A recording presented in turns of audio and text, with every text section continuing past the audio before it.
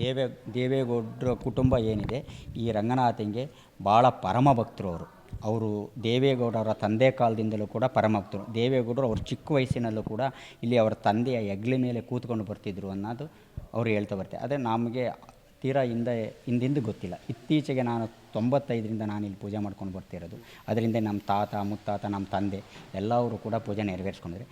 ಆವಾಗಲೂ ಕೂಡ ನಮ್ಮ ಚಿಕ್ಕಪ್ಪ ಎಲ್ಲರೂ ಕೂಡ ದೇವೇಗೌಡರವ್ರ ಮನೆಗೆ ಸತ್ಯನಾರಾಯಣ ಪೂಜೆ ಮಾಡೋಕ್ಕೆ ಏಕಾದಶಿ ದಿವಸ ಪ್ರತಿ ವರ್ಷ ಹೋಗ್ತಿದ್ರಂತೆ. ಸತ್ಯನಾರಾಯಣ ಪೂಜೆ ಮುಗಿಸ್ಕೊಂಡು ಬರ್ತಿದ್ರು. ಹಾಗಾಗಿ ಈ ರಂಗನಾಥರು ಅವ್ರಿಗೆ ಭಾಳ ಪರಮ ಭಕ್ತರು.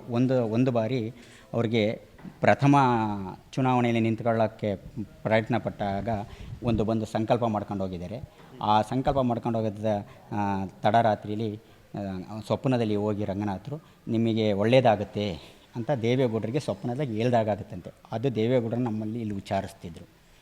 ಆ ಸ್ವಪ್ನದಲ್ಲಿ ಹೇಳ್ದಿದ್ದ ಬೆಳಗ್ಗೆ ನೀನು ಚುನಾವಣೆಯನ್ನು ನಿಂತ್ಕೋಗ್ತೀಯ, ನಿನಗೆ ಜಯ ಸಿಗುತ್ತೆ ಅಂತ ಸ್ವಪ್ನದಲ್ಲಿ ಹೇಳಾಗುತ್ತೆ. ಆವಾಗಲಿಂದಲೂ ಭಾಳ ನಂಬಿದ್ರು ದೇವೇಗೌಡರು. ಆವಾಗಲಿಂದ ಅವ್ರು ಏನೇ ಒಂದು ಕೆಲಸಕ್ಕೆ ಅವ್ರ ಮನೆ ಶುಭ ಕಾರ್ಯ ಆಗ್ಬೋದು, ಅವ್ರ ಚುನಾವಣೆಗೆ ಸಂಬಂಧಪಟ್ಟದ್ದು ಇಲ್ಲ ರಂಗನಾಥನ ಹತ್ರ ಬಂದು ಅವ್ರದ್ದೊಂದು ಸಂಕಲ್ಪ ಮಾಡಿ ಅವ್ರ ಕುಟುಂಬಕ್ಕಾಗ್ಬೋದು, ನಮ್ಮ ಏನು ಲೋಕ ಕಲ್ಯಾಣಾರ್ಥವಾಗೂ ಕೂಡ ಜನ ಎಲ್ಲ ರೈತರ ಬಾಂಧವರಿಗೂ ಕೂಡ ಒಳ್ಳೆಯದಾಗಲಿ ಅಂತ ಹೇಳ್ಕೊಂಡು ಮಳೆ ಬೆಳೆ ಎಲ್ಲ ಸುಸೂತ್ರವಾಗಿ ಆಗಲಿ ಅಂತ ಹೇಳ್ಕೊಂಡ್ಬಿಟ್ಟು ಪ್ರಾರ್ಥನೆ ಮಾಡಿಕೊಂಡು ಹೋಗ್ತಿದ್ರು. ಇವಾಗ 3 ವರ್ಷದ ಹಿಂದೆ 3 ದಿವಸ ಇಲ್ಲಿ ಸಹಸ್ರ ಕುಂಭಾಭಿಷೇಕ ಅಂತ ನೆರವೇರಿತು. ಲೋಕ ಕಲ್ಯಾಣಾರ್ಥವಾಗಿ ದೇವೇಗೌಡರೇ ಕೂಡ ಬಂದು ಚೆನ್ನಮ್ಮ ದೇವೇಗೌಡ ಇಬ್ಬರು ದಂಪತಿ ಕೂಡ ಬಂದು 3 ದಿನ ಇಲ್ಲೇ ಇದ್ದುಕೊಂಡು ಏನು ಪೂಜಾ ವಿಧಿವಿಧಾನ ಏನಿದೆ ಅದೆಲ್ಲನೂ ನೆರವೇರಿಸ್ಕೊಂಡು ಹೋದರು. 3 ದಿವಸ ಸಹಸ್ರ ಕುಂಭಾಭಿಷೇಕ ಆಯಿತು. 1,000 ಕುಂಭಗಳಿಗೆ ರಂಗನಾಥನಿಗೆ ಅರ್ಪಣೆ ಮಾಡಿದ್ದು ಅವರೇ ಇದ್ದು ನೆರವೇರಿಸ್ಕೊಂಡು ಚೆನ್ನಮ್ಮವರು ಅವರು ಪ್ರತಿ ವರ್ಷಕ್ಕೆ 2 ಬಾರಿ 3 ಬಾರಿ ಬರ್ತಲೇ ಇದ್ದರು ಚೆನ್ನಮ್ಮವರು.